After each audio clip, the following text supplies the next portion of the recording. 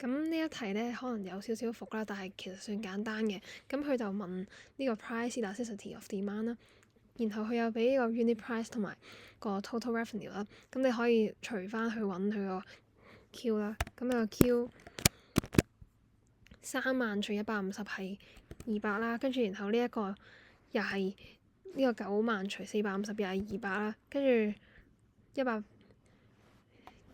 萬除以900都係200啦。